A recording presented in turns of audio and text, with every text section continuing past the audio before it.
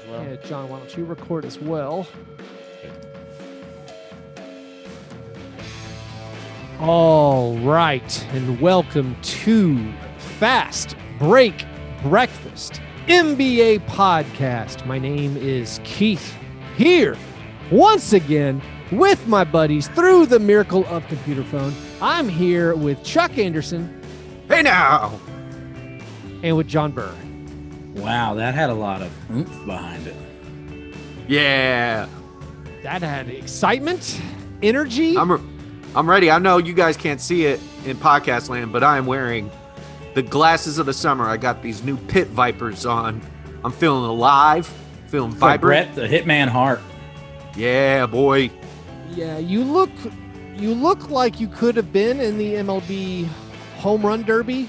That's what I'm you going also for. Look like you could be playing poker in the early 2000s. Chris Moneymaker meets Ken Caminiti. Yeah, you have a visor essentially across your eyes. Maybe we'll put this on YouTube and people can see it. But Macho anyway, Man vibes. a little bit of the Macho Man vibes. I hope everyone is doing well. We start the show with breakfast. John, what was your breakfast? It was complicated. My breakfast was complicated because I tried to have some like deli dessert style breakfasts kind of Ubered to me, but then my girlfriend never left the house. Oh, So I couldn't get them. And they sat on the porch. So you were trying to sneak the breakfasts. Yes, I was and- trying to sneak some crepes in. Yeah. Some sneaky crepes. Creep And the crepe. They sat on the porch, and then they sat there for a really embarrassingly long time and probably became like omelets or some other kind of food. And you were trying to avoid the crepes of wrath. Absolutely. And Yep. so when they showed up, I knew if she looked at the packaging, my goose was cooked because it would say like Marlin or Orson or Rudger or any of the weird names I use on Uber Eats, and I'd be done. So I did this. You guys haven't done. I have done this before because my life is just larceny and lies. I was like, looks like the neighbors had some food and it got delivered here and now it's gone bad. I finally went and got it after a while and just like $40 worth of Uber Eats down the drain. I was really going to treat myself too. I'm just trying to wrap my head around. I mean, I don't want to call it decadence, John, but having crepes delivered. Oh yeah. Yeah, that that might have seems- been like that's part of the French Revolution. I think was one of the litany of offenses. I know you identify as part of the proletariat, but that crepe story. My bourgeois card, my boot, Yeah. might have just been pulled. I'm gonna get roast beat-haired by the Fast Break Breakfast union workers, led by Patrick Kirkner and Trent, Indiana Trent. Chuck, what was your breakfast? I had Hopefully a pizza little for more blue breakfast. collar. Oh, there we go. Was it left over? Yeah. Yes. Perfect. So I started my day today in the city of Austin, Texas. Austin, Texas. Keep it weird. Yes, keeping it weird. I was there this weekend, and my last night, I was with my girlfriend and her friend, and while we were having this incredible prefix meal at this restaurant called Vixen's Wedding. I'm sorry, Chuck. I slow you down. I don't think the storming masses when they're setting up the guillotines love the word prefix. Look, I don't. Nor know. do I know if that's even how you say it. Like That's how That's I a assume mystery. it's said. But yeah, also with any French word, don't know. But that's what you do when you don't know how to pronounce something French. Get as lazy as you can. yeah, Yeah. Jean. that might You do. save your head. Anyway, I'm sorry. Go ahead, Chuck. I'm having my first course of this 5-course meal. It's incredible. And across the street is my favorite pizza I've ever had. It's Via 313. It's a Detroit style pizza in Austin. It doesn't make sense. I've had pizza in places where pizza should be better than the Austin Detroit style pizza, but this pizza, my God. So while I'm having dinner, I place an order for the pizza. because I'm going to have this pizza before I leave. I know I'm out of meals. So This I have is to nice. do it. This is the real Chuck. This whole like going vegan thing has been very disconcerting. You're back. I consider you I'm back. now. I'm back, baby. I felt, no more of this. What was your breakfast? Oh, I didn't eat breakfast today. I'm fasting. It's a fasting day. Yeah. This is more like no. This is it. Vacation Chuck. We're This back. is Vacation Chuck. Vacation Chuck spent like way too much money on sushi on Saturday, and like 60% more than I was comfortable spending. I spent like way too much money. How many units we talking about? I mean, units.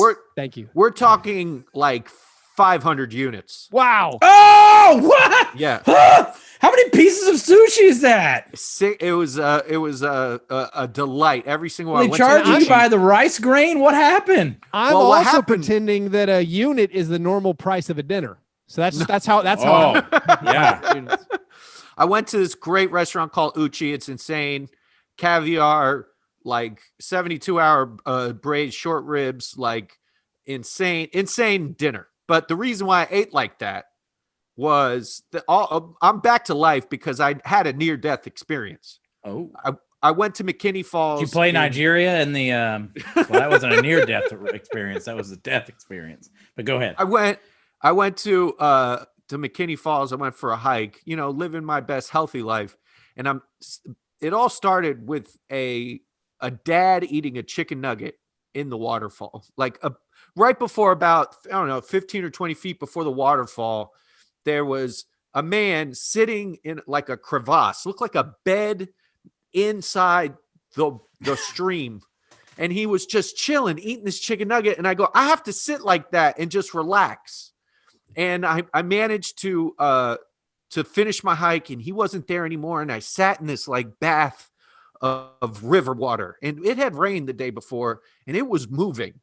And my sandals slipped, and I went feet first down a 12-foot waterfall into a hole. There was a moment where I felt like my life was over. Like I was like, all right, this is how I die. Cool. Couldn't like underwater for a really uncomfortable long time and made it out. And this is what revived me. This is what brought the pit viper out of me, boys, and why I'm eating multiple meals and spending way too much money on sushi. Bam, bam. Because I'm back, baby. But yeah.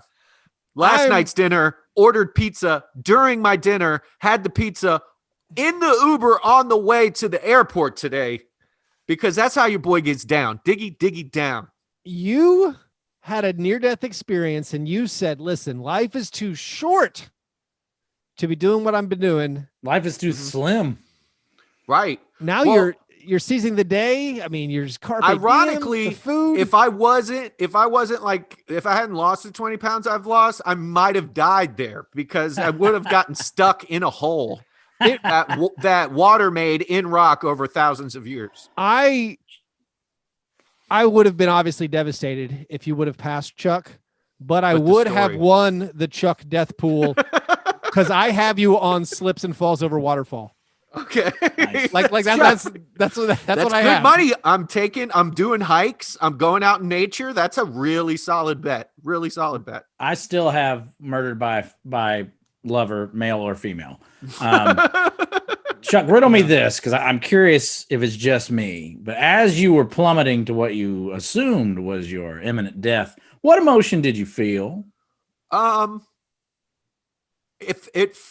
felt indifferent. Like, oh well, all right. Well, I wasn't afraid. I didn't feel any fear. It was okay, this is it then. I've had a few near-death experiences, and both times I just felt shame.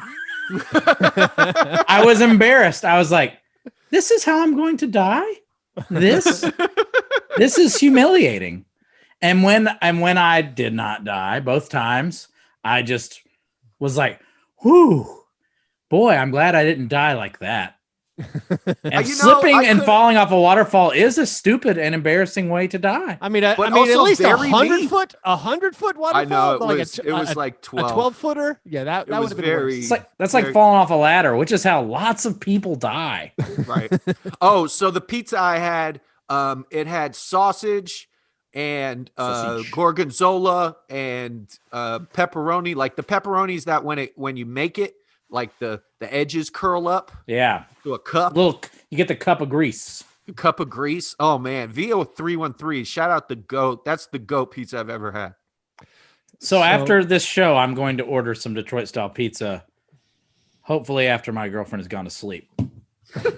You've inspired me. I ate healthy all day today, mostly out of shame yet again for ordering a meal that I used tradecraft poorly to disguise. Just got thrown away. Boy, that is bad. That is bad. Can we move on to basketball? Yeah. Well, I'll do my breakfast, and where you guys kind of broke your budgets, I kept us comfortably within budget. My breakfast was just to go black coffee, put it in the Yeti.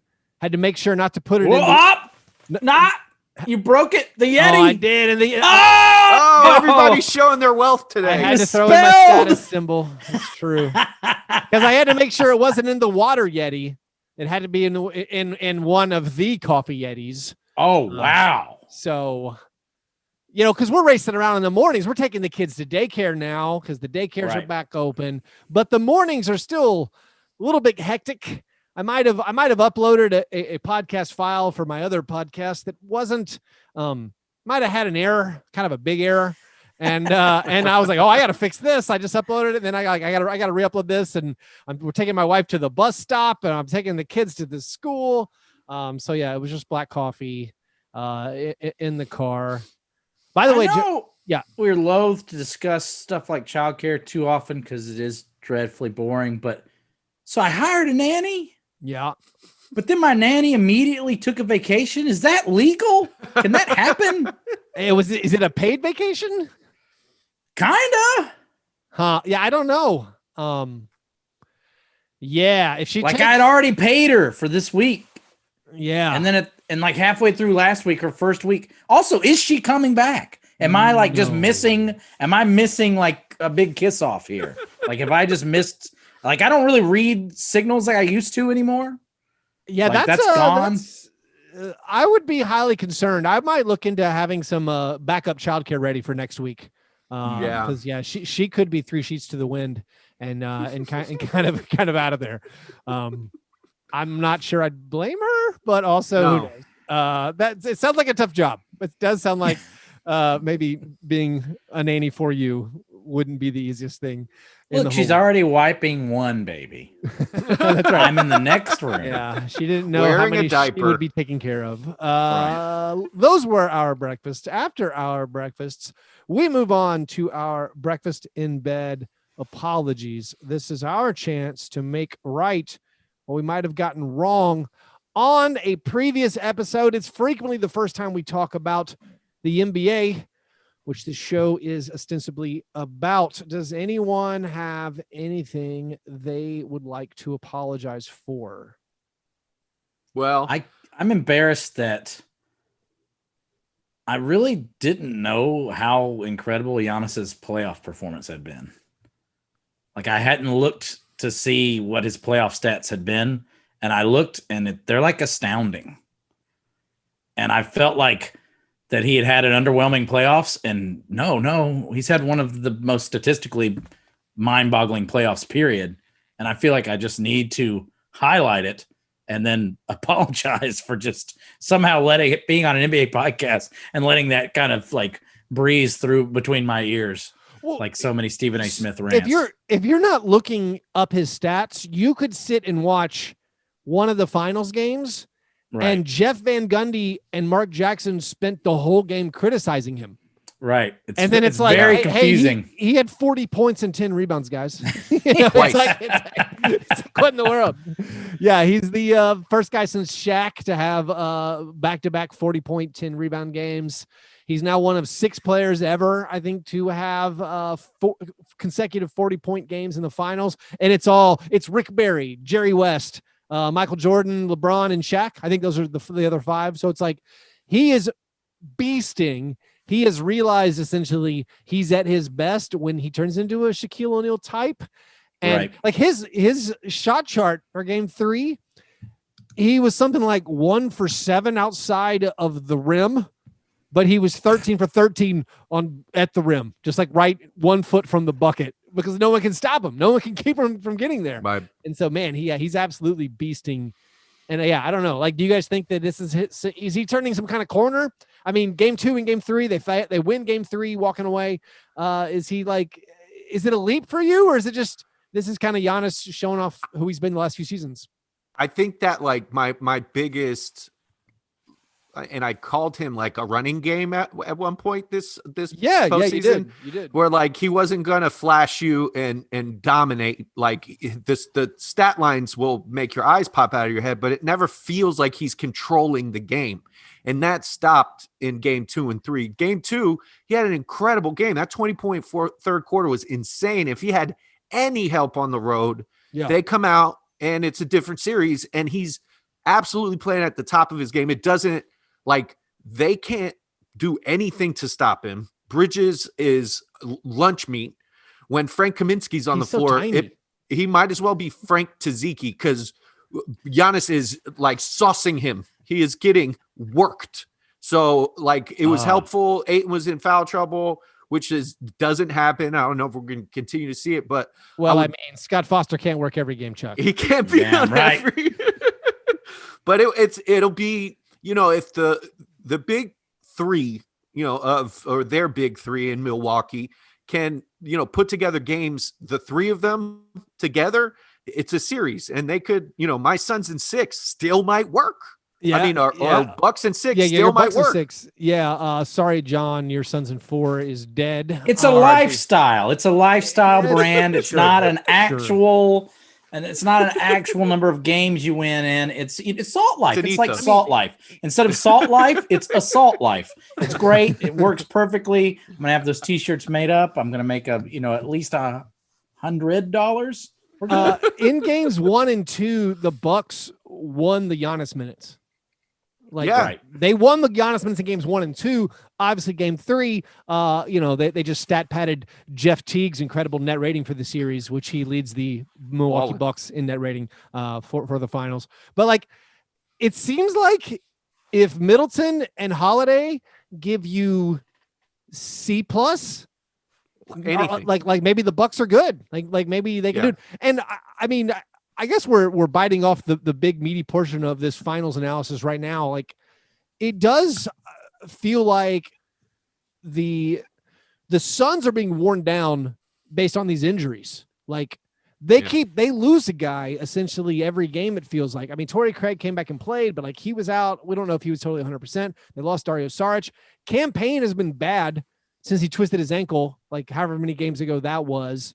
And it's like they can't really handle losing anymore. And then if like Devin Booker has an off game, if Adam Silver calls in his the never-ending Scott Foster Chris Paul feud is going to be brought to the highlight. Yeah. I think is it 13 straight postseason games that Chris Paul's lost when Scott Foster's reffing? Because that's a game where you're like, it's a blowout. Scott Foster didn't cause him the game, cause him to lose. But then it's also like, but DeAndre Ayton was in foul trouble, and that's the ball game. Like, I think Monty Williams could have played Ayton through the foul trouble a little bit more, but like, I don't know. It does seem like it is a bit of a series, and it is because Giannis is beasting and putting up these unbelievable stats and just being this dominant force that no one can stop. Well, also like it just feels like, a finals where neither team has ever really been there. There isn't a lot of experience. Short of Jay Crowder, the Heat legend, there's nobody that's played in a finals. There's no finals champion. There's no like level head. So it makes sense that Brook Lopez's head is pretty the brow, pretty Easter Islandish. It's so like there's no like, it's gonna ebb and flow, I think, with the crowds. And having not played really in front of crowds most of the season, these teams need to get like, I expect the home teams to just crush. Well, that was really interesting. The moment. The Vegas line for game 3, where games 1 and 2, I felt like the Bucks were dead. I mean, I knew they'd go back home, they'd get a boost, but it looked like the Suns were definitely the superior team. But the Vegas line for game 3 was Bucks -4.5. And Yeah. the Suns have been favored by 4.5 in each of their home games. So we're talking a team that was up 2-0 in the series. There was a 9-point swing based on just like them going home for game 3. And it played out. Yeah. My father unleashed the first non-racist epithet he's unleashed during a NBA game as we're watching game 2. And he pulled the, let me know when somebody wins on the road. Oh, and I hate it, but I'm like, damn it, the old man's right. Yeah. well, that entire thing favors the Suns, obviously. Yeah. Right. Favors the home court team. But also, like, I we've seen the Bucks perform in Game 7, and see them, possibly do that again. They have experience now, and this team has been through the ringer a few times, has had more pressure than the Suns, has more failures, if you will, too, because they've, suffered year after year in the playoffs. So now I'm still thinking the Bucks have the experience, even though they have no finals experience, the experience of being bad in big moments. And if it goes 7, I didn't think you were going that direction. You have to know what that moment feels like. And I don't think, telling me Chris Paul doesn't know that moment outside of him, who else is going to know what it's like to play? That's the breakdown no one has given us yet. Ever. Who has the most experience failing in big moments? The Milwaukee Bucks or Chris Paul? That's the graph I need to see on ABC. Who wants it least? No, I do think there actually is something there's a bigger margin of error for the Milwaukee Bucks because they're not playing a championship tested team. I think maybe there is something to that. If no one on the court besides Jay Crowder has finals experience, and no one on the court, sometimes not even the referees, have finals experience outside of the bubble. Like game 1, Mark Davis was the only person who'd ever been to a non-bubble finals game. And so it's maybe there is a margin of error to hey, you can kind of stink because the Suns aren't going to put you away. Maybe they haven't learned the killer instinct. Maybe their little 8-0 bubble run wasn't the practice you need to vanquish a foe on the final. I love that we're questioning the killer instinct of a team that has assassinated teams that no one expected them to defeat. Oh man, we've that's the world we live in, though. We've doubted them the whole way. But let's keep going. Chuck, what was your what's your apology? I'm sorry to Colin Sexton. I had the other day it was brought up that another podcaster, some rinky dink nobody podcaster, compared Grayson Allen to Colin Sexton. I wasn't really sure. But I looked at the numbers because Colin Sexton's been rumored to in trade talks with the Miami Heat, and I can't wait if we do get Colin Sexton for my favorite name mashup, Jimmy Butler and Colin Sexton, butt sex. So that would be my favorite combination name of all time. I've been nodding solemnly since the beginning of Chuck starting this, knowing exactly where it's going. They're going to divorce Sexland in Cleveland and take it down to Miami for the butt sex. And we'll see how it goes. But Colin Sexton, a lot of the looter in the right talk, maybe he's in a bad team. We've watched Kevin Love get viciously angry at him for not passing the ball. There's all sorts of stuff. Who can blame him? Who can blame him? But all that stuff sucks now. All that stuff can be corrected in a system as fine-tuned as the Miami Heat cultured organization. So as proven, as we'll get into, that Heat culture is global now, baby. Oh yeah, the cradle of man, the heart of Africa, international. My apology. I was talking about the Hawks last week, about some of the difficulties that they might face in the future trying to keep together all their players. You're going to have to pay all these guys on rookie deals eventually, and some sooner than later. And I was talking about, you got to pay John Collins, and you got to keep Kevin Huerter around, and then, eventually DeAndre Hunter. And I was just throwing out some salary figures. Hey, this guy might make this. And then I was like, and you might have to pay Huerter $13 million a year. And honestly, that's just an embarrassing undervaluation. That's like a 2015 salary talk. And I misspoke. You gave him those John contact numbers. Yeah. Like, I mean, anything south of the Bertans line of like 16 million a year. Oh yeah, the come Hawks on. would be thrilled by. And I knew when I said it was wrong, and I misspoke, and I apologize. I apologize to Kevin Herter and his agents. And I apologize to our listeners for, again, it's not very dated. Like, 13 million's a lot of money. Come on, Keith. Yeah. Get with the times. That's like if Master P was his agent. If you need another dated reference. Anyway, those were our breakfast in bed apology. We're shaking the show up just a little bit, and we're moving after our breakfast in bed apologies to our steak and eggs best thing. But before we get there, I got to tell you, with the world opening back up, with everyone getting their vaccinations, with people feeling a lot more comfortable going outside and being around people and going to sporting events, you might find yourself shopping for tickets on the secondary market. You're going to go to that Nashville SC match. You want to go see some MLS games. You want to try to get into one of those finals games. Do it on the secondary market at SeatGeek.com. The good news is if you use our promo code FastBreakBreak, you get $20 off your purchase if you are a first-time customer. If we're talking MLS tickets, that's essentially the whole ticket.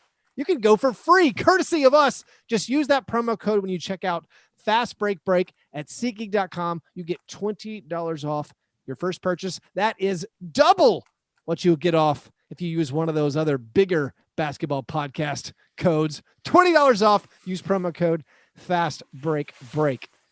All right, steak and eggs, best thing, gentlemen. What's the best thing you saw in the last week? John, what's your best thing? I mean, I guess I could even kind of roll in another apology to Colin Sexton here because he no longer has the best porn name in basketball. Cram Johnson is on the scene, boys. I'm sure we've all been celebrating the puckering of PJ Tucker. But my God, that's the one nice thing about the game kind of turned to a blowout is you had that kind of like open, nobody's caring at this moment right now. We get to see some young buck take off and fly and dunk on an old buck because that was one of the great FU dunks in basketball history. The game was still competitive then. Like it was a special moment. Yeah. Also, for the record, when you said Cram Johnson, I thought that was some draft prospect I'd never heard of. It took me a second to connect. You were talking about Cam Johnson, and we're now calling him Cram Johnson.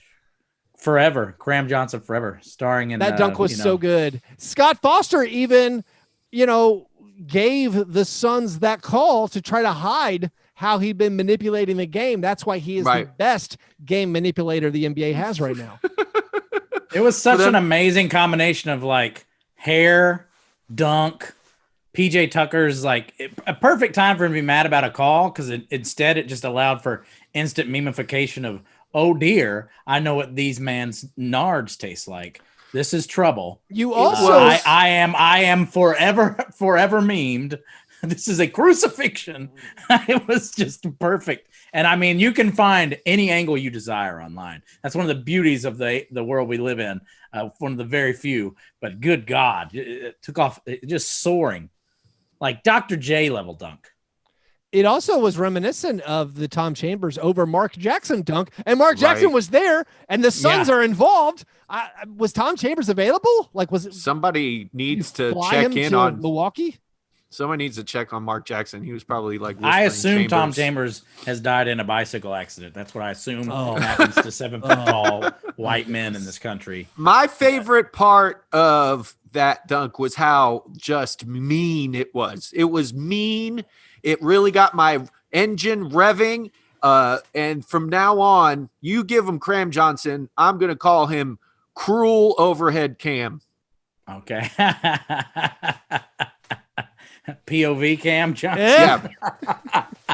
So I consider like Keith and I to be the preeminent non-Phoenician Cram Johnson fans on the internet. He's one of my favorite players. And I think Keith shares this. He's like one of my low-key, like, I knew about this guy when. I had no idea he did stuff like that. Yeah, that's what I was going to say. I I thought he was just the best shooter, like the best non-Splash Bros shooter. I just wasn't ready for this to happen. You don't love him as much as Kobe White does. Let's get it. We should get that Kobe White clip. So love, bro. That's so love, bro. Yeah, that's a awesome. great quote. But yeah, Cam Johnson's apparently working on a master's degree. GTFO. Like, you're not supposed to be that. That reminds me of like Brian McKnight. He's really good at singing. He's a beautiful man, and he played pickup basketball with Kobe in the summer in the 90s. Like that. The rock and jock Titan, Brian McKnight. That makes me mad that you can dunk and sing a ballad that will make my girlfriend leave me. That's like that spelling bee. Yeah. Zayla Avant-Garde, who's Keith, how many travels are in that video, my friend? Only broken one. it down. Only one. I knew you would know. There's one step back where there's an extra step in there. It's all right. She'll work that out. I went on a rabbit hole with her and her life. I was very concerned because it takes a significant amount of like practice to become a spelling bee champion, and she can juggle, and she's a world-class dribbler, and she rides a unicycle. Like, it made me wonder, like, what her, like, is there a little concerned about the parenting? Yeah, but then you ever seen the movie The Accountant? It's there's some burnout. There's some burnout potential. A little concerning. I'm wishing her well, and I'm sure her family is a balanced and wonderful team that is supportive and engendering a lot of positive emotions in her. But you got to wonder whether she have time to like do anything. Like you have to. I'm just concerned. I'm just very concerned. I'm with you, Chuck. But also, you and me aren't maybe the world's greatest overachievers. So no, we definitely do less than we should. We are the ones to weigh in. Chuck, what's your best thing? My best thing. Well, we already like kind of touched on it, but it was the Heat scrubs. Gabe Namadi, aka Gabe Vincent, aka the Heat's 15th best player, absolutely cooking the all-star team of the United States, Team USA, two other Heat scrubs, Precious Achua, KZ Okpala, both getting ticked. Precious putting like Kevin Durant on a missing poster. Yeah. Like absolute destruction at the rim. That block was incredible. Also, the photo, the freeze frame, it looks like they're smooching. Like it looks like their faces are like lip locked, and like Durant's eyes are closed. It's incredible. So much going on. Really great to see the trade value of the bottom of our bench really getting like amplified. I know Gabe Vincent's unrestricted free agent, but you hear what I'm saying, right? Yeah. I need a ruling before I comment. This is Nigeria. Can I make Captain Phillips jokes? No. Okay, I'm going to abstain. No, Nigeria's nowhere close to the Somali pirate issues. Didn't think so, but just checking. Listen, Stephen A., we don't mess around. Your ignorance is showing. My best thing, Chuck. Yes, I mean, you did have Bam Adebayo playing a huge role on the losing team. But, Precious Pay no attention to the man behind the curtain. Gabe Vincent. My best thing, I'm piling on. Not only did Team USA lose to Team Nigeria, they went and lost to Team Australia. And I told you guys Team USA was terrible. That's a bad team. On the show 2 weeks ago, I was like, guys, I think they're bad. I think Team USA could be bad. The pieces don't fit. The pieces don't fit at all. They need your boy Devin Booker. Oh, they need Chris Devin Middleton Booker so bad. Drew Holiday. They need some defense. That's what they need. Some form of ball handling would be nice. Damian Lillard played great against the Boomers. And still, it didn't matter. They don't have the pieces you need necessarily to play these basketball games. That seems like a very Dame Lillard thing to do. Oh man, Chuck, John, you called it. You said I would be cheering against the USA, and it turns out, yes, I was. Both games, I wanted them to lose so bad. But Chuck, I feel like you're excited they're losing. You served our country. Oh yeah, I'm cool with it. Okay. Yeah, I'm cool with it. Wow. I feel like that gives me permission. I'm like, oh, I know a service member who makes fun of America, so I can. Like, is that how it works? I'm not tying patriotism in with Olympic sports. I think Okay. that's a real, like, we're real, like, couple steps away from xenophobic stuff. That Chuck's altruism. done about 64 sheets of acid since 9/11 now. Keith, that third eye's been scrubbed clean. Yeah. I don't think you're looking at a man who would re-enlist. So No. you can assume that the pit viper doesn't fly an American flag from the back of his truck. Yeah. Well, I have a very textured, nuanced patriotism, but it has nothing to do with, like, it's Irish singing. patriotism. Yes, it has nothing to do with singing the national anthem before games or weird displays of people, I don't know, being xenophobic at bars every 4 years. right. Those were our best things. We're mainly just all excited about Team USA losing. What's the opposite of the best thing? We call it the cream of wheat worst thing. What's your worst thing from the week? Chuck, what's your cream of wheat? We'll go Miami Heat fan trifecta this week. My apology, best and worst, will all be Heat centric. How is this any different from any other week? Sometimes I don't ever talk about the Heat, and this week it's all Heat, baby. Shout out Jimmy Butler and Bam making their finals repeat in a commercial for the Dwayne "The Rock" Johnson vehicle Jungle Book. Or no, Jungle Cruise. Forgive me. Yes. Yeah. Not Jungle Book. I would watch The Rock play Mowgli, Babu. or whatever. Babu. Baloo. But they play. It was like a 3-part mini drama of Jimmy and Bam, and they acted wonderfully. And I saw the middle part first, where they talked about going on a cruise with Dwayne, and I thought it was Dwayne Wade, and I didn't know it had anything to do with The Rock, and I was super confused. But it really just reminded me that my team just isn't in the finals, and the team that beat them is, and we could probably beat the Suns. I'm not saying we would. No. But we No. wouldn't. No, we wouldn't. But look, Oh, you'd lose by 100. we'd lose by 100. But it gives me sadness as a fan to see my boys acting instead of playing. I don't know if the Heat could beat the Nigerian team with half their team playing for the Nigerian team. They have no one to check Gabe Vincent. What are you going to do without KZ Okpala? Chuck, I'm a little lost, though. You're saying there's a commercial out there right now that's a 3-part commercial with Jimmy Butler and Bam Adebayo as part of a Jungle Cruise promotion?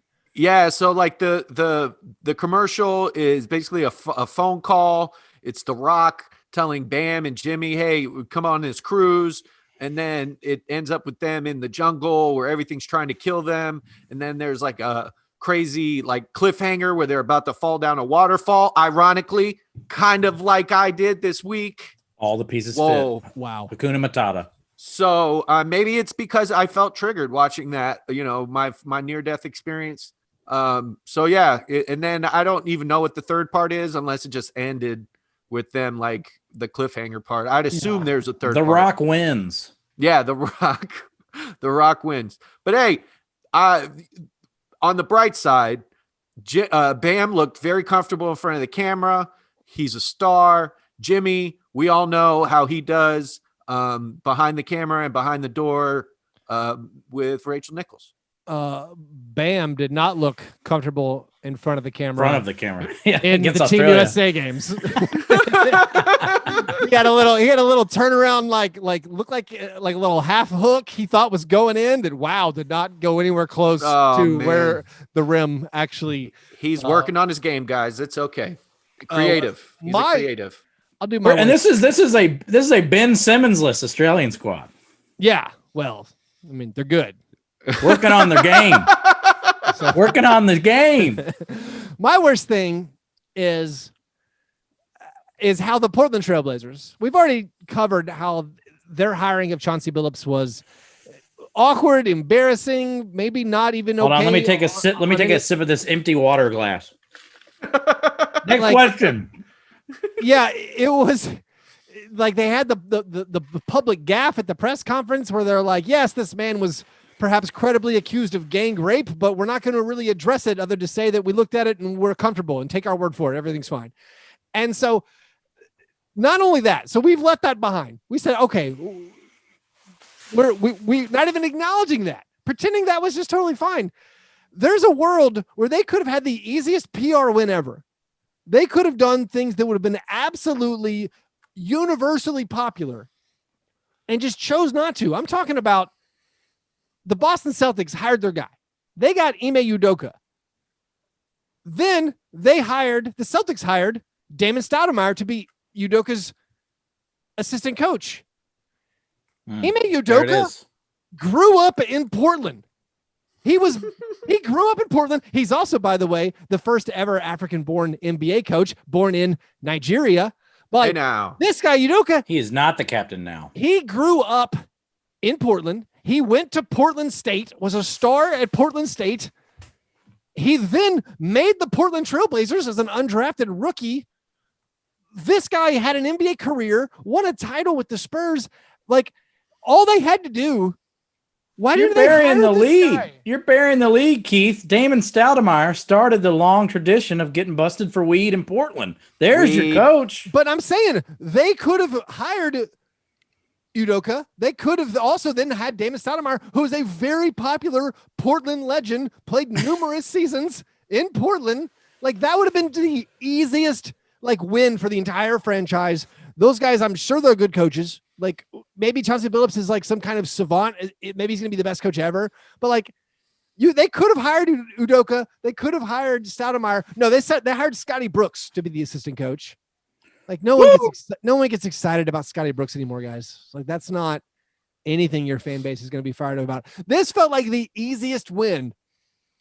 And Neil O'Shea was like, no, I don't do easy wins. I'm just going to keep being the bad guy and keep just. He really rubbing seems sinister at this point. Yeah, it's just a mess. Anyway, John, what's your worst thing? Well, for me, I used to love texting all of my friends that it's Scott Foster time. And it's no longer, it's lost its luster. It's not fun anymore. It's like a conspiracy theory isn't like, when there's a hint of truth, it's like, oh, this is zany, good fun. And then when it happens every time and you're like, dear God, this is happening every time. It's not fun anymore. I don't want to see Scott Foster in these crucial watershed moments anymore. I feel like this has to end. I can't do the Scott Foster experience any longer. How can a guy who had that many text messages and calls with a man who was incarcerated be reffing these enormous games? How can we it just blows my mind. It's lost its humor. It's the only thing anyone texted me about the game. It's gotten old. I don't want to deal with it anymore. This is like how QAnon's ruined all the fun of conspiracies. Yeah, exactly. Right. Yeah, conspiracies aren't fun anymore. It's not funny when it's ruining everything. It's not funny anymore. Yeah. Like Scott Foster is like the Joe Rogan of the NBA, and that he's just brought it to the masses, and there is no counterculture anymore. We're all just fools. I had forgotten that among the 143 phone calls between Scott Foster and Tim Donaghy, when Scott Foster was addressing this in court, I saw someone put this on Twitter recently. Scott Foster's like, well, I don't know what we talked about. We could have been talking about anything. We could have been talking about who's hotter, Wilma or Betty. That's Flintstones Wilma reference. or Betty? Yeah. Wow. That's a Betty for me. Betty. That's not even realistic. Everyone's Betty Rubble, right? Right. Yeah. What? Veronica? Wait, are we mixing our cartoonish metaphors here? What's happening? Did Scott Foster make the Suns bench Devin Booker for the most of the fourth quarter when they could have won the game or come back? What was with the depends the on Booker if he was in thing? foul trouble or not. I mean, yeah, it was confusing that Devin Booker sat out, especially because there's all these breaks. That's what everyone's talking about. They had one game in 5 days. Right. But also Devin Booker was terrible. Oh, he was playing like garbage. Is he secretly hurt? That's how I feel it is. I think why aren't they playing him? He's openly hurt. His face got smashed in. Maybe that's it. Yeah. I mean, maybe that's just you don't want to risk a blow to the nose, like that re-injury. No, it felt very strange that Devin Booker wasn't back in the game because like these games are so spaced out because of this. I didn't know why it was so spaced out. I found out today it was because of the home run derby and the Major League Baseball All-Star game. It's like, oh, okay. What? I guess that makes sense. Like they didn't want to compete. They also maybe didn't want to compete with Team There is USA, a player Australia, who is like leading the league in home runs and is a starting pitcher and is like a Japanese Babe Ruth, and no one gives a damn. What competition? Just put the games on whenever you want. You don't need to worry about baseball at all. It's over. It's done.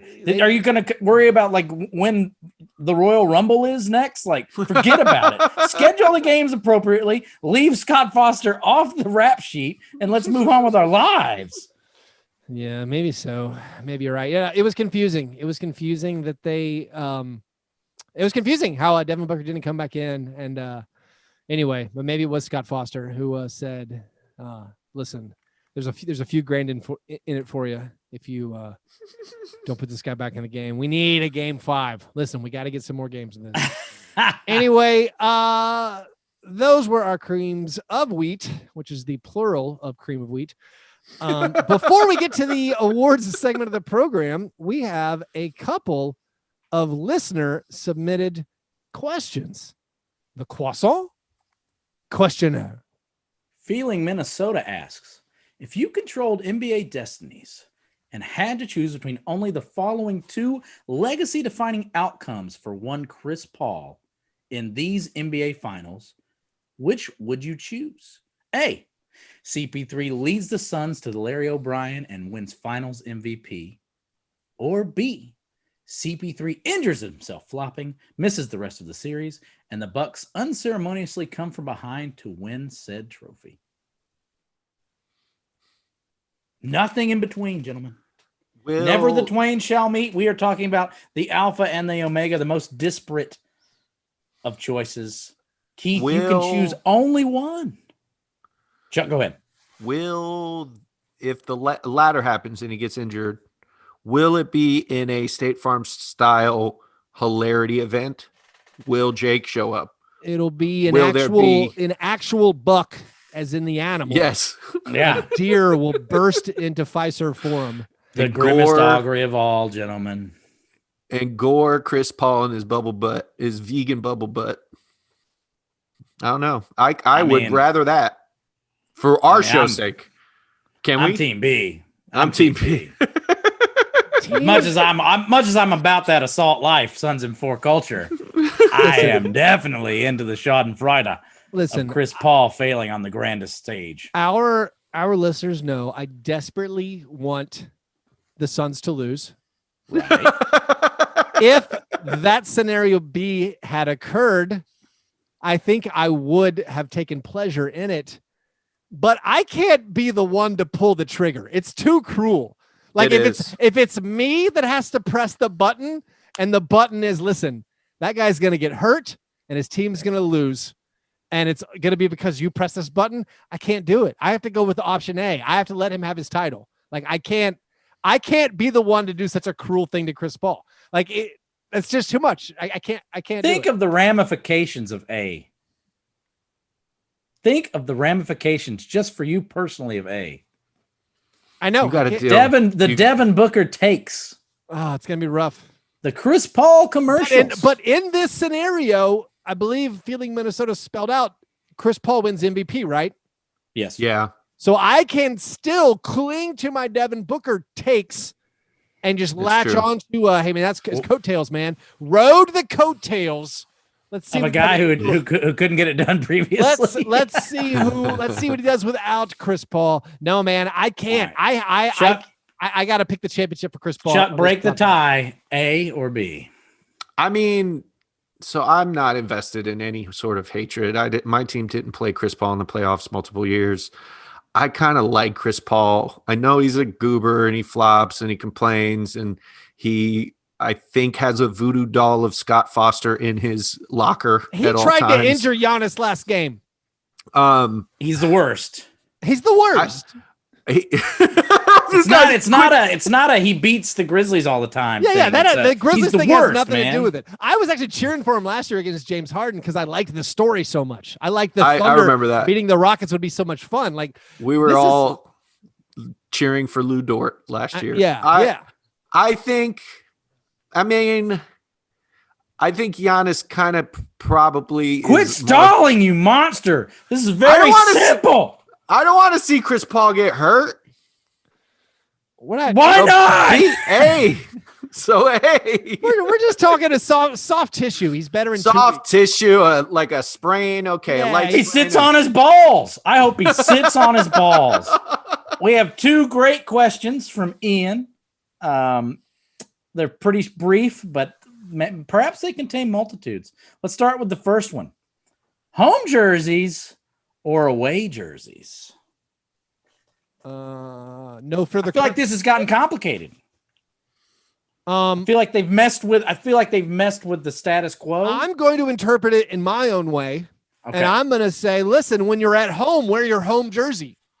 Yeah, I'm talking wear your whites at home, guys. Quit being weird.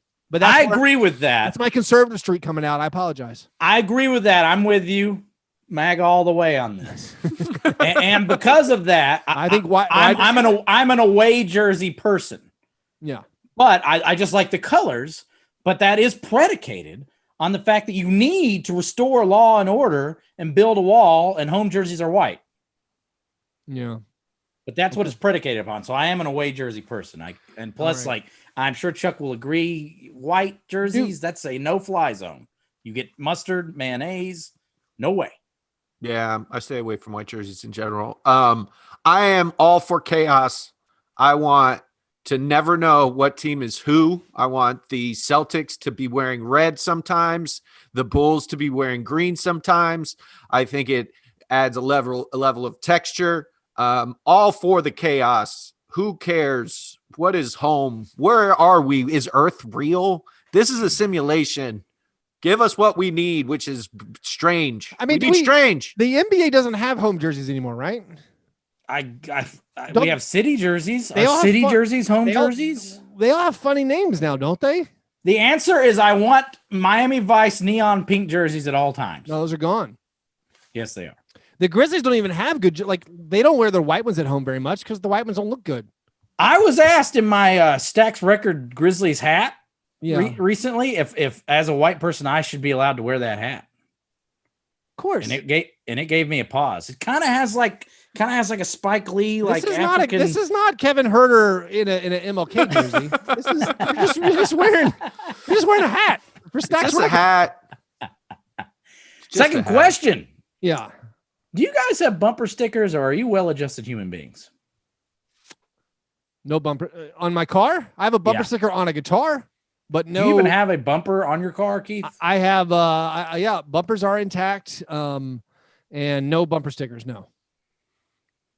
I'm a sticker on my laptop guy. So that's my game. I can't show you because I'm currently using my laptop, but I have. I figured you would have one of those cop, people put the fake outs. The sticker. Fraternal Order of the Police. Yeah, one of those black things with the blue stripe through it that tells the cops don't pull me over. I figured you for one of those guys. No. What I do is when I get pulled over by a cop, I accidentally hand them my VA ID. Mm-hmm. And they say, no, I need your driver's license. And then you go, oh, sorry. I just saw the picture. Here you go. And then you've established credibility. That's good. You've created if they didn't serve in the military, it gives them a reason to think that you are better than them. Yeah. So yeah, that's my move. I am. I forgot protected. You have that. You have that ace in the hole there. Yeah, it's a card I use. Literally, I pull that card all the time. Yeah, John. Wait, you don't have any bumper stickers, do you? No, never been a bumper sticker person. They're hard to get off. You need a razor blade to get them off. I feel like there was a time in my life where I was like, I can't wait to have a car so I can put a bunch of cool bumper stickers on it, and then it never happened. I never put any stickers on any cars I own. I even had one car that was just the worst car. It was not watertight. When it rained, the floorboards filled with rain. The key smell. The key, smell was terrible. Had to leave the windows down, doors open. Yeah, I had the same thing. The key broke off in the ignition, so you just started it with any implement because Nice. like the important parts that lock into the ignition, they were already in, so you could just turn it like a spoon or whatever. Like, yeah, it was. So Yeah, I had a similar situation with a car where it rained and puddles would form in the back seat. And I was 18 and decided to, because I was smart, to take a drill and drill a hole in the floorboard so that the water would drain out. And then as I put the hole in, liquid started bubbling up and I accidentally hit my gas tank. Yeah. And then we had to get rid of that car because once you puncture a gas tank, there's really Doesn't it just explode? No, it didn't. Hey, man, duct tape that, right? Look, No, I you can't duct tape I it. got John Woo movies everywhere. I'm pretty sure that thing explodes. True story. We should end the show. Chuck, We should end the show. back when I had the car that filled with water, that thought crossed my mind a lot. Like, should I just? Oh, man. Should I try to hammer? I didn't have a drill, of course, but I was like, could I hammer a hole in this floorboard just to let enough water out? Like, This show went from NBA podcast to Sling Blade really fast. yeah.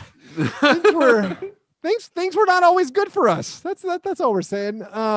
Anyway, those were our listener submitted questions, the croissant questionnaire. If you have a question you want to be answered on air or on one of our Patreon only bonus episodes, you have to become a Patreon supporter. You do that at patreon.com/fastbreakbreakfast. You can also play the numerous games that have prizes that we do all year round. We are wrapping up the Stone Cold Locks.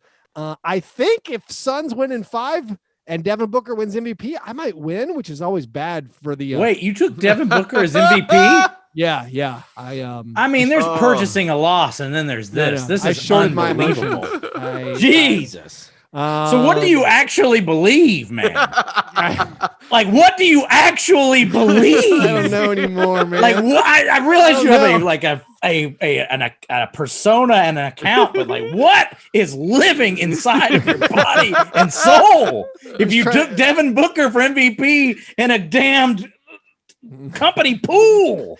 I'm just trying to make it to the draft, man. We're all just trying to get by, John. That's all we can do. Yeah. If you want to join those games, if you want to join our Slack chat, you want to get access to bonus content and just support the show, do that at patreon.com/fastbreakbreakfast. Help us out. Patreon.com/fastbreakbreakfast. All right. Now for the awards segment of the program, the International Stackhouse of Pancakes, given each week to the worst performance in a box score. We have a couple of honorable mentions. Drew Holiday, game 1, 4 for 14. Drew Holiday, game 2, 7 for 21. We have 3 nominees as they occurred chronologically through the past week. In game 1, Jake Router was 0 for 8. Reset that router.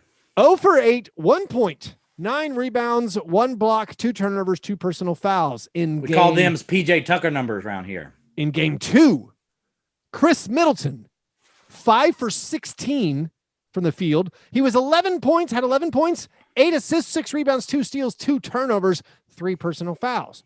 And then game 3, Devin Booker, before he got benched, was 3 for 14. 3 for 14 for Devin Booker. 10 points, 6 boards, 2 assists, no steals, no blocks, 1 turnover, 2 personal fouls. So Jay Crowder, 0 for 8, 1.9 boards. Chris Middleton, 5 for 16, 11 points, 8 assists, 6 rebounds. Devin Booker, 3 for 14, 10 points, 6 rebounds. Chuck, do not say a word. Keith, you have to vote first. It's absolutely Devin Booker. No questions, Devin Booker. I mean, we don't even normally regular season 8 attempts doesn't even. Look, that was a social experiment. Absolutely, Devin Booker's 3 for 14. Now, Keith, if this were a fast break breakfast company pool, and these were put before you, how would you vote? Well, I don't understand. I don't know how that applies to this certain thing. This is ignominy. You don't want to have this. It doesn't. Yeah. I will second the motion. That is an abhorrent box score, significantly worse than the other two. Chuck, do you want to make it unanimous, or would you like to throw a vote for Crowder's Ofer? Yeah, Crowder played like crap, but it didn't affect the game as much. I'm going, and please, I know that's don't take analysis, Chuck. Just look at the numbers. All right. Give me Jay Crowder. I'm just gonna go Jay Crowder. Well, I needed to get Devin Booker in there so that Keith, going forward, when he wins like series MVP, can point to this iShop championship. In addition to, I am helping to create a talking point for future episodes. Appreciate it. Congratulations, Devin Booker, on winning the iShop Award in the NBA Finals. Par fadeaway, guys. Let's close the show up. Let's look forward to some things. What things might you be looking forward to, be it the coming week or the near future? Despite being an abhorrent father and partner, I have somehow secured the time away to attend the NBA Summer League. Oh! Viva Las Vegas, gentlemen. Oh! I will be attending this year. First for me, I'm going to be the one clinging to Keith's leg like Jeff Van Gundy in the Alonzo Mourning fight. John. So good luck getting me off of you, Keith. John, it's over for you. As a person, are not easily impressed because you've lived a fantastic life. You've experienced a incredible number of things. I think NBA Summer League is going to blow your mind.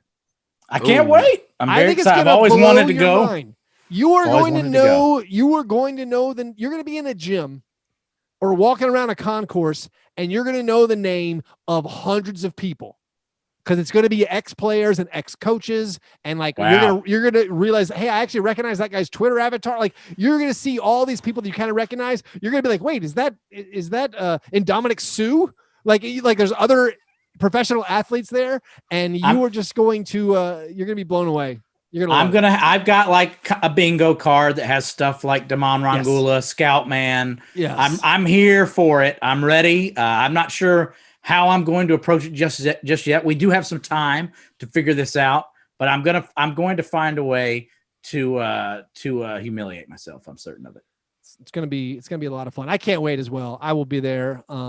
As well, I assume. I just want to get in the background of a Greg Monroe Bucks photo shoot. That's all I want. And there's just players everywhere. It's so much fun. I don't know if the post-COVID world, if it'll be much different, if it'll be spaced out, if it'll be just weird and less fun than normal. I don't know if there'll be the moments where you're like in a bathroom stall and Festus Ezeli peeks his head over the stall and keeps walking. Like those are the moments that make Summer League. And I don't know if they're going to be there. I've already looked into falsifying expense reports for this, as well as my own bank account to compensate for the Chuck style quadruple meals a day that I'm going to be indulging in.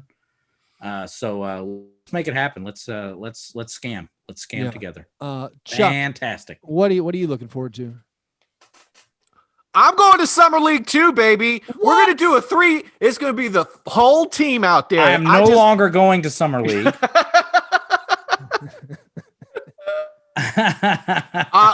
You know what? I'm having pre-FOMO. I've never had it before. So I've just now decided I'm going to Summer League. I don't care if it's only. This will be the first Summer League Chuck remembers. I don't care if I only can go for 30 minutes like I did that's happened before. Summer League. Can we get 40? All right, an average episode is 70 to 80 minutes. Can we get 80 minutes out of each other? Let's see what I'll bring. I don't know. This time I won't be planning another trip on this trip, so I'm going to go. I'm going to spend a night. We're going to do a thing together. John, I'm going to need you to buy us a hotel room, and I will get a cot, and then we will share a hotel room. Chuck, last time you said you had a life rule that you couldn't spend the night in Vegas. You could visit Vegas as long as you left before it was time to sleep. Yes. Well, now I no longer consume giant mountains of drugs. Oh, so now that you're a little more sober, you can little bit. Teensy bit. This isn't Chuck. This is the Pit Viper speaking. Yeah. Pit Viper. Well, outside of NBA Summer League and outside of seeing how this finals wraps up, I mean, the game 4 on Wednesday night. I mean, it's going to be monumental. It's going to be the series, essentially, right? It's going to be the series. I think it's got to be. I'm excited. Whoever wins game 4. But beyond those obvious answers, I saw the future, guys. I had a vision, and I saw the future recently. I don't normally watch draft prospects. I don't normally know anything about these guys until they play in an NBA Summer League usually. But I watched the FIBA Under-19 Championship. And guys, there's this creature out there. There's this vision of basketball's future. His name is Victor Wembanyama. I think I'm saying that right. This guy just turned 17. He was the best player out there by far in this under-19 tournament. Played for France. He's going to be the number 1 pick of the 2023 NBA draft. Teams are lining up to tank right now. This guy has the size of Giannis. Maybe he's taller. He shoots like he's going to be adjusting this draft board like Chad Ford for the rest of his life. This guy was so good. And he got in foul trouble, and that's essentially why the U.S. team won and beat the French team in the championship. This guy averaged 8 blocks per game while also scoring just massive. Like I don't remember his final numbers where he averaged like 24 points per game and 8. I need you to spell this so I can at least Google him. Help me. Type in Victor WEM and your Google bar will do the rest. It's going to give me like lyrics to Paul Simon's Graceland. Victor Wembanyama. Victor Wembanyama. This guy is your combination of everything. He's your Durant plus Giannis put together. Looks like Trae Young got stuck in the taffy he puller. Was so good. And he was playing like this guy. People also search for Nando De Colo. This guy, like, he's facing off against this guy, Chet Holmgren, who's supposed to be the top high school recruit going to Gonzaga next year. This guy, Chet Holmgren, seemed embarrassing compared to Victor Wembanyama. Like, is that Mike Holmgren somehow not fat, son? Like, what Chet is that? Holmgren had these skinny little shoulders, and maybe he'll be good someday, but like I didn't understand it at all. And I'm not a scout. I'd never seen these guys play before. I'd only heard like whispers of this guy, and seeing him play, again, it was a vision of the future. This guy's going to own the league for a while. 22 points, 8 boards, and 8 blocks. Was that his average? Or that's what he did in foul trouble or something? I mean, what he did in foul trouble against the United States. Yeah. Also, the United States had a big boy, Kenny Lofton Jr., unrelated to Kenny Lofton, the baseball player. That's the fat guy. Kenny Lofton Jr. is 6'7", 280, just murdered him on the inside. The French. I really hate it when I find out that like I weigh almost as much as a 6'7" fat guy, and then quote unquote. That's not a good. It's not a good feeling. Anyway, that was the vision of the future. I loved it, and I can't wait to see more of it. Anyway, that's the show for today. Thank you guys for checking it out. If you want to follow us on Instagram and Twitter, it's Fastbreak. Make sure you follow us on twitch.tv/fastbreakbreakfast. Find us on YouTube. We're posting some of these videos up over there. And remember, patreon.com/fastbreakbreakfast. If you're going to a sporting event, use that promo code at SeatGeek, FastBreakBreak. You guys are the best. Thanks for listening. And remember, breakfast is the most important thing. Parting fun fact. The league your new hero plays for, Nacional Masculin. Oh.